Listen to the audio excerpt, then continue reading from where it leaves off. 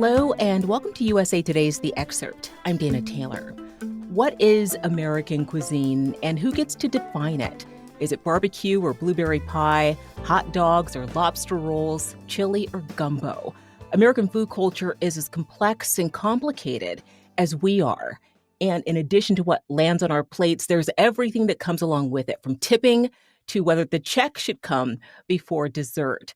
While most of us walk or drive to try out new restaurants, British food writer Felicity Cloake chose to fly to the U.S. with a green touring bike she calls Eddy to cycle from coast to coast in search of American cuisine.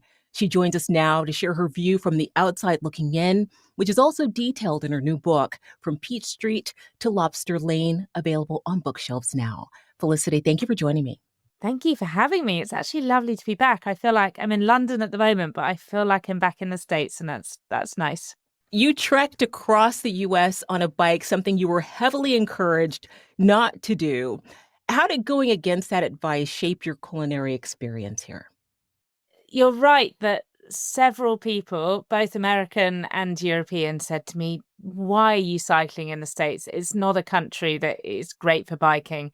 And it's true. I'd never really heard of anyone else cycling in the States apart from professional cyclists, which I certainly am not. But I found before, this is actually my third travel and food book, and I'd done them all by bike. And I really found it's the best way to really get under the skin of a country, because it's slow enough that you can really notice the details of things changing, but it's fast enough that you can cover some distance and really see as much of the country as possible. And plus, what I thought was, is really great is that if you're on a bike, people stop and talk to you. You feel quite approachable in a way that I think you don't when you're shut away in a car.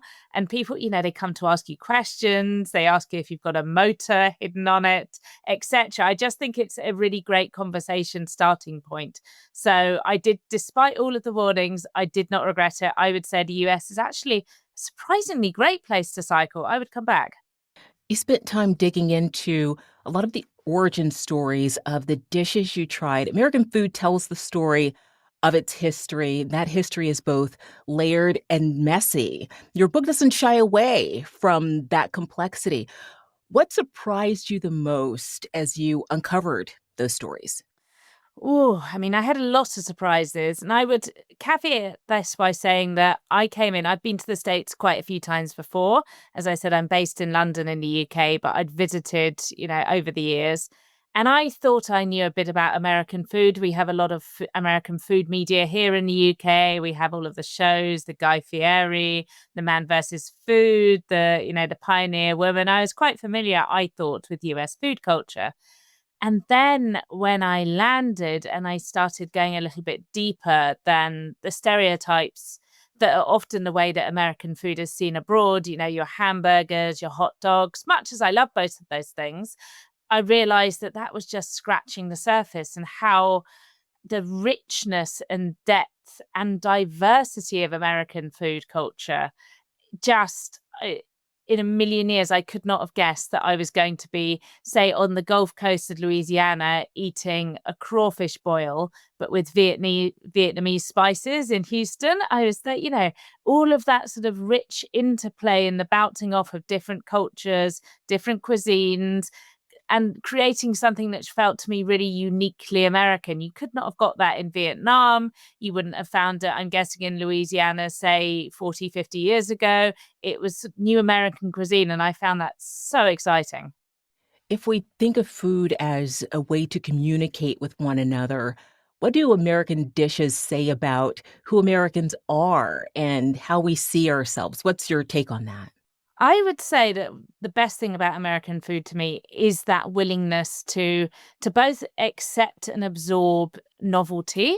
So obviously you are a country that is largely built on immigration, and so you've absorbed lots of different influences, but they don't stay sort of in their own lane.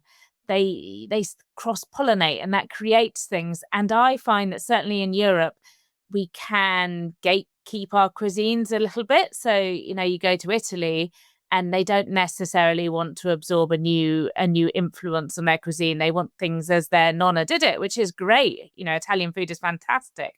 It does mean that it can be quite static. even in the UK, where, as I'm sure some of your listeners are thinking, Britain is not a country known for its food. We can be a little bit, you don't have that on fish and chips. You don't have that on your Sunday roast. We've got very firm opinions.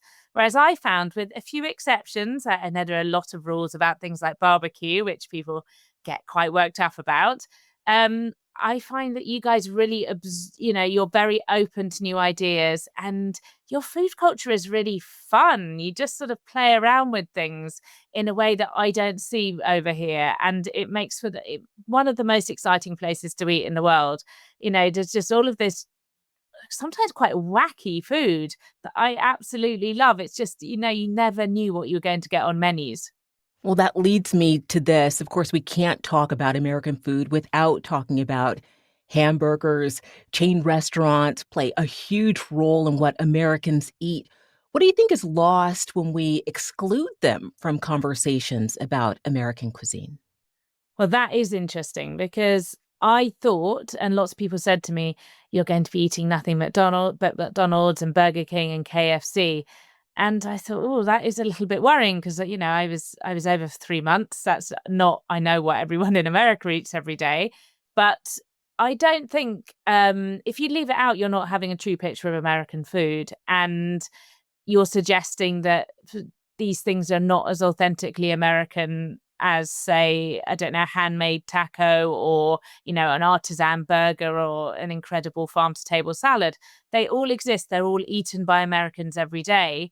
And they do provide a really valuable public service. They're, accessible food, a really accessible price point. They're not necessarily intended to be eaten for every meal. I think that to pretend they don't exist or to demonize them is really unhelpful. On the flip side, you also spent time in the Hamptons with the 1%. What did you notice about how wealth shapes the food conversation in America? Oof. Yeah, I would say that I wasn't part of the 1% when I was in the Hamptons. I did not see anyone else cycling while I was there. And in fact, I would say that that was the place where they welcomed me with the least open arms. I was actually quite pleased when I got further west on Long Island, and they seemed a little bit happier to have a bicycle in their midst.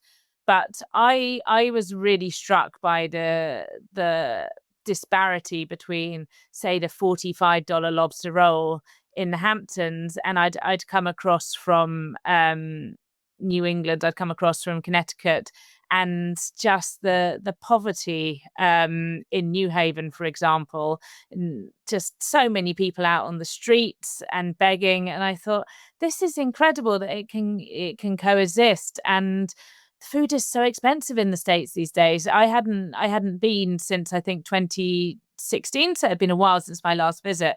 I was really shocked at inflation and the cost of food, and it did make me wonder how people were affording to eat, particularly given how expensive things like fruit and vegetables were. It really struck me.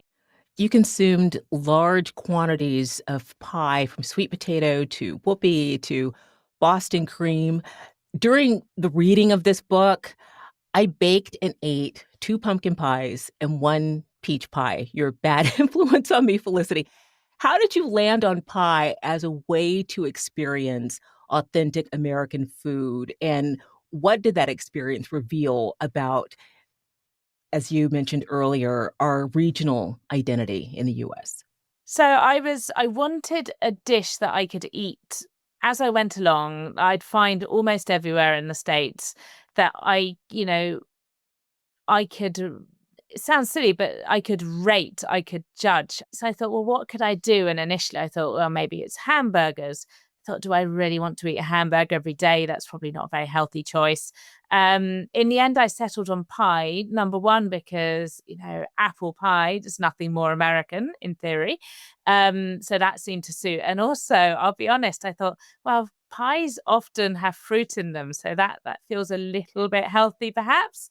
But the thing that I found during my travels was I wasn't expecting the sheer range of pies, from I had some incredible Olia berry pies in California, which is some sort of blackberry cross that I'd never come across, had to look that one up, to shoe fly pies in the Midwest in sort of Amish country, to sweet potato pies in the South. There just seemed an endless array. And, I don't think I even touched the sides. I never tried a grasshopper pie, for example.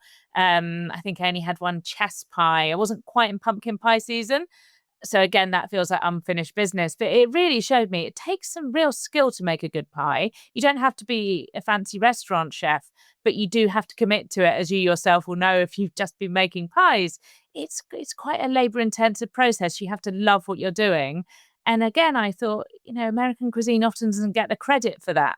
It's just a good pie, good simple pie with maybe some ice cream or some cream. There's nothing better. I have to tell you that I welled up when I read through some of the small things you love about the USA. In terms of food and food culture, what were a couple of your favorites and why did they stick with you? The restaurant in San Antonio called Best Quality Daughter, which is run by a Taiwanese American chef. And she draws upon her Taiwanese heritage and her childhood growing up in San Antonio, eating Tex-Mex food to create things like, for example, I've got a recipe in the book, her recipe for Tex-Mex breakfast taco dumplings, which are as fun as they sound. They're so delicious. I've got a batch in the freezer right now. So it's just these unexpected mashups that I just found really, really exciting, just a thrilling place to eat. And I think another thing which I would love us to have in the UK, actually, biscuits. Biscuits should be everywhere. I just think they're the most delicious things.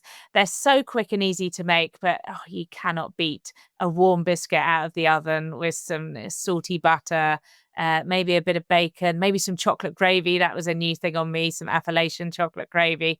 So they're two things, but I could go on. I just think the States, from anything from being able to sit at the counter, that's not a big thing in the UK. So if you're solo diner, you can sit at the counter, just to how friendly people are in restaurants.